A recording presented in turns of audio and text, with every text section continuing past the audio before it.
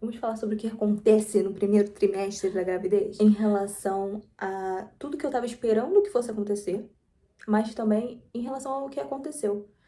Desde sempre a gente escuta que o primeiro trimestre acaba com a gente, que a gente só passa mal, que a gente só enjoa, que a gente fica muito mal, que a gente fica muito cansado.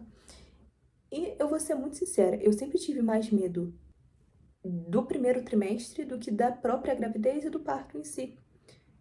Eu sempre fui muito tranquila em relação a isso, em relação a, nossa, a parto e tal. Eu sempre, desde que eu me entendo por gente, eu sempre preferi pensar que um dia eu teria um parto normal.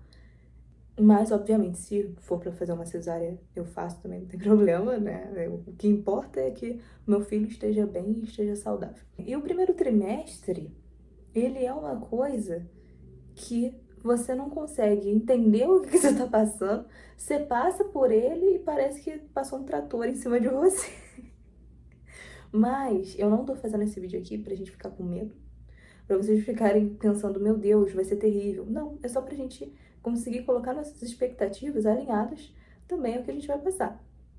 Quando a gente engravida, a gente tem toda uma questão de mentalidade também.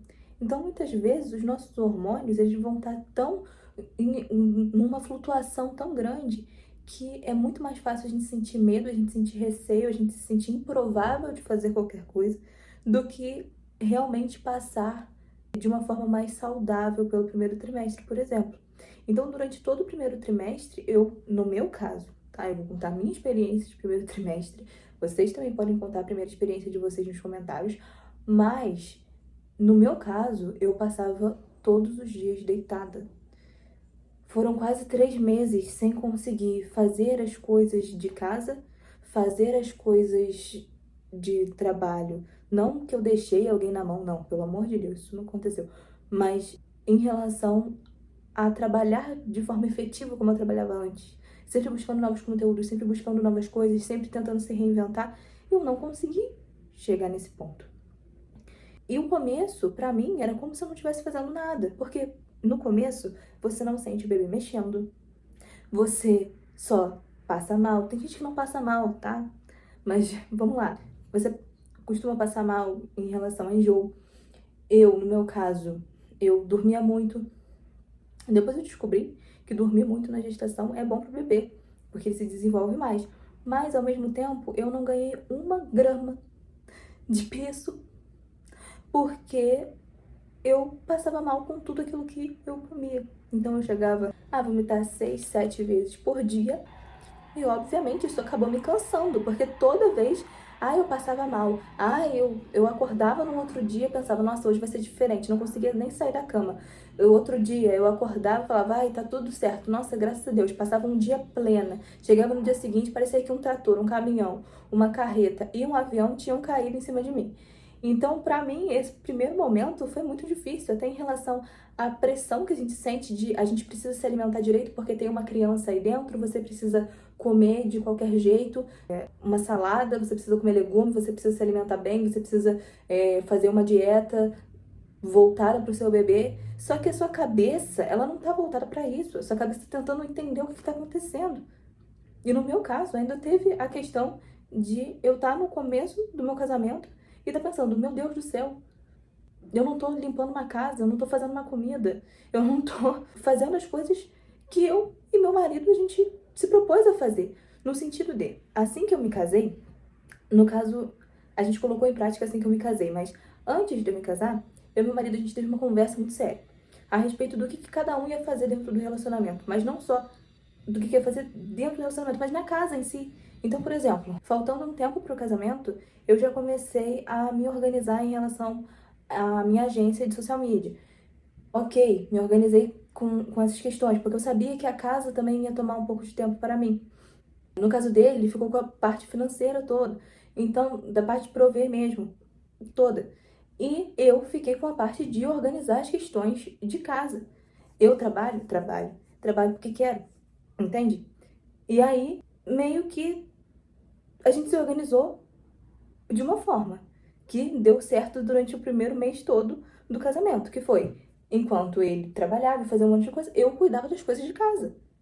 E aí, do nada, pronto, veio um bebê E eu tinha que fazer os órgãos do bebê dentro de mim. E, além disso, óbvio que eu me culpava por não conseguir dar conta de tudo. E aí, se a gente não para e pensa sobre a grandiosidade que é ser mãe, a grandiosidade que é ter um bebê, e que naquela época talvez eu não enxergasse tanto isso, porque eu passei vários e vários dias chorando e pensando, meu Deus, por que agora? Se eu não tivesse pensado de uma forma mais abrangente, de uma forma mais coerente com a minha fé, por exemplo, de uma forma mais católica no meu caso, eu teria me deixado levar pelas tristezas, pela ansiedade gigante que eu tava sentindo naquele momento.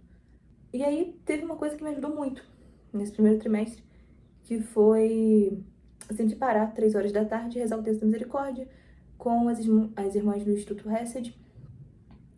Foi assim que eu fiz durante um bom tempo, acredito que durante o primeiro trimestre inteiro, onde eu não conseguia ver uma luz no fim do túnel. Eu tive uns dias tão pra baixo, mas tão pra baixo que eu lembro que meu marido falava, sai um pouco de casa, você precisa se animar um pouco, né? E aí a gente tenta, mas a gente não consegue. Então, nesse primeiro trimestre, era como se eu olhasse pra mim mesma e eu não conseguisse enxergar a Lorena mais. Mas ao mesmo tempo, hoje, eu posso chegar como se fosse do futuro e eu falasse, vai passar. Hoje em dia você pode simplesmente sair de casa e ir, sei lá, pro outro lado do mundo, lá na casa da tua mãe, e pode almoçar com ela, pode tomar café com ela, tudo certo. Você pode passar, você pode ir num shopping, você pode fazer o que você quiser. Mas naquela época eu não via como sair de casa. Eu olhava assim e falava, gente, tem uma criança dentro da minha barriga. Eu tinha medo de fazer absolutamente tudo. Eu tinha medo de agachar. Tinha medo de varrer uma casa. Eu tinha medo de passar um pano. Eu tinha medo de pensar em voltar a treinar. E eu passei por esse momento achando que eu não ia mais conseguir viver do jeito que eu vivia antes. Hoje em dia, graças a Deus, tá tudo certo. Eu já tô no segundo trimestre. Na metade, talvez, do segundo trimestre, se eu não me engano. Acho que é sim. É. Essa semana chegou na metade do segundo trimestre. E que graça que é ver o tempo passar e não perder as esperanças. Então, se você hoje tá nesse período de primeiro trimestre, se você vê que não tem saída, ou que talvez você esteja no segundo trimestre e ainda esteja se sentindo assim, em algum momento, isso tudo vai passar. Nós não podemos nos esquecer que as coisas passam. Tudo passa. A paciência tudo alcança. Então, quando eu olho pra trás e eu vejo toda essa questão. Ah, Lorena, você passaria pelo primeiro trimestre de novo? Passaria. Passaria porque é pelo meu filho.